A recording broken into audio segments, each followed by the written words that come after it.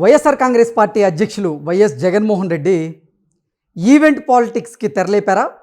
అందులో భాగంగానే ఈరోజు జగన్మోహన్ రెడ్డి చేపట్టినటువంటి తోతాపూరి షో ఫ్లాప్ అయిందా అంటే అవుననే సమాధానం ఇస్తున్నారు కొంతమంది రాజకీయ విశ్లేషకులు.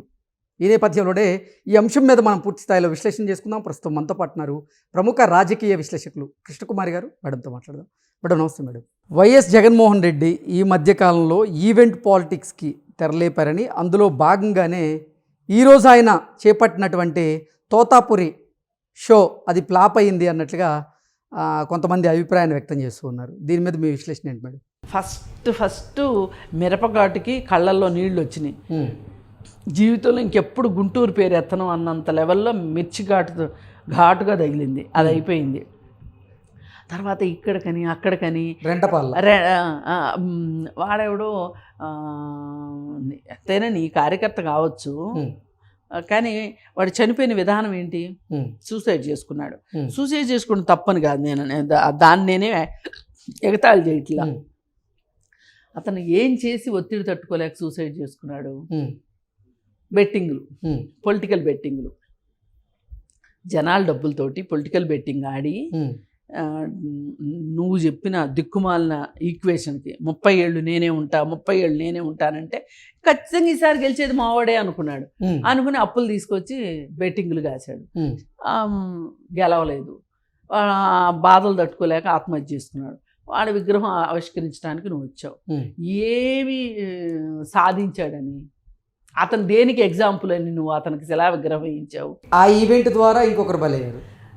అది తర్వాత విషయం. అసలు ముందు నీ యాటిట్యూడ్, నువ్వు ఎవరికి గౌరవం ఇవ్వదలుచుకున్నావు అనే దాన్ని బట్టి గౌరవానికి అగౌరవం వచ్చింది కదా.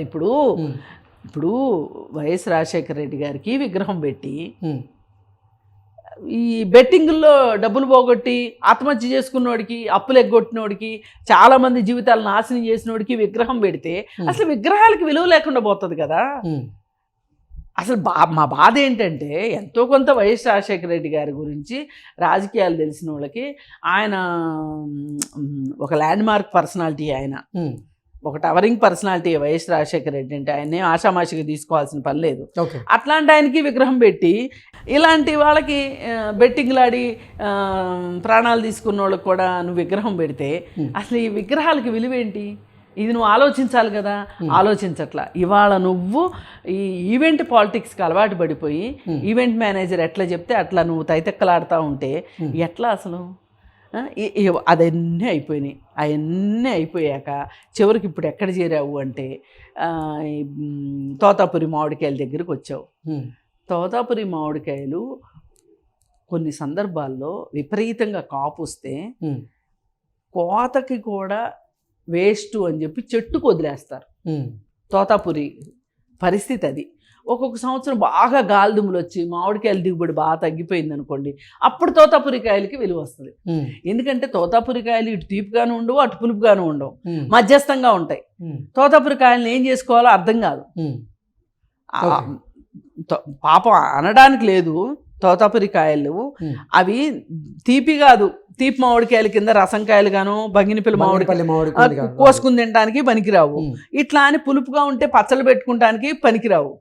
అవి ఏంటంటే ఏదో సరదా కొద్దీ ఉప్పు కారం నంచుకుని తినడానికి పనికొస్తాయి తప్పితే దేనికి పనికిరావు. ఒరుగులకు కూడా పనికిరావు. అట్లాంటి చీప్గా ఎవరో బాబు మేము కోసుకోలేకపోతున్నాము అంటే మనుషులు పెట్టి కోసుకొచ్చి నువ్వు రోడ్డు మీద డొల్లు ఇచ్చావు. అదేదో అల్ఫాన్సా మామిడికాయలు రోడ్డు మీద పడేసినట్టు ఫీలింగ్ ఇచ్చేసావు నువ్వు. అల్ఫాన్సా అంటే నంబర్ 1 కదా.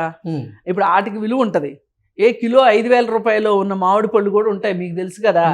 అట్లాంటి మామిడికాయలుకి ధర పడిపోయింది, వాళ్ళు లబోదిబోమని మొత్తుకుంటున్నారని చూపించాలన్నట్లు నువ్వు పైసా ఇచ్చి 100 పైసలు యాక్షన్ చేయించుకున్నావు అక్కడ. ఆ డొల్లు ఇచ్చటాలు అవన్నీ.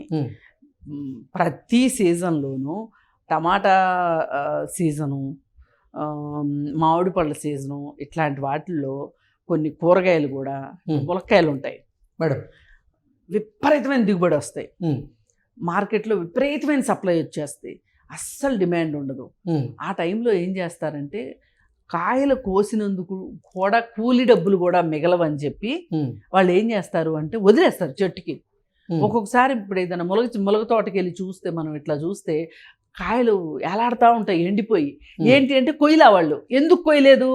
ఆ కోత కూలి, ట్రాన్స్పోర్టు అవన్నీ తీసుకొస్తే మార్కెట్లో గిట్టుబాటు కాదు కాబట్టి. అందుకని ఒక్కొక్కసారి అట్లా జరుగుతుంటుంది. దాన్ని నువ్వు తీసుకొని వచ్చి మామిడి రైతులకి అండగా నేను నిలబడ్డాను అని చెప్పొచ్చి, ఇప్పుడు పోయినసారి శంగయ్య చచ్చిపోయినట్టు అసలు ఎవరికో ఏదో ఒకటి చేద్దామని చెప్పి చూస్తే ఎవరు చచ్చిపోకపోగా, అంటే మీ దృష్టి ఎప్పుడు రాచపీనుకు తోడుపీనుకు అన్నట్టు ఉంటుంది మీ వ్యవహారాలు. కానీ ఇప్పుడు జరిగింది ఏంటంటే, మీ వాళ్ళల్లోనే మందు కోసం, బిర్యానీ కోసం తన్నుకుని ఒక అతనికి దెబ్బ తగిలితే ఓ పోలీస్ అతను వచ్చి పాపం వాళ్ళకి శిక్షణలో భాగంగా ప్రథమ చికిత్స చేయటము, అలాగే ఈ మధ్య గుండెకి సంబంధించి ఏదైనా వస్తే గనక సిపిఆర్ చేయటం, ఇవన్నీ నేర్పిస్తున్నారు పోలీసులకి. అట్లా ఆయన ఏంటంటే గబగబా ఆయన కర్చీఫ్ తీసి ఆయన కట్టుకట్టి సపర్యలు చేసినందుకు గాను పోలీసుల వల్లే ఇదంతా జరిగింది అని పోలీసుల మీదే. అంటే పోలీసులు అంటే ఈ పోలీసులు ఎవరు పోలీసులు? ఈ పోలీసులు తెలుగుదేశం పోలీసులు.